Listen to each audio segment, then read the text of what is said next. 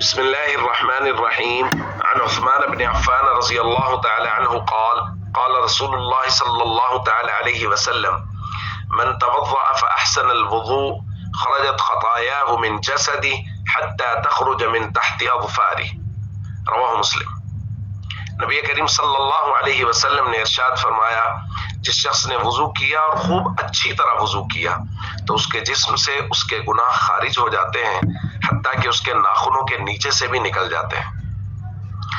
دوستو، وضو کو نماز کے لیے شرط قرار دیا گیا ہے، اور جہاں بھی نبی کریم صلی اللہ علیہ وسلم نے وضو کا ذکر فرمایا ہے، فَأَحْسَنَ الْوُضُوء ضرور فرمایا ہے کہ وضو کرے اور اچھے طریقے سے وضو کرے، پورے آداب کی رعایت کرے، سنن و مستحبات کی رعایت کرے، پورے ادب کے ساتھ اور خوب اہتمام کے ساتھ اچھی طرح سے وضو کرے۔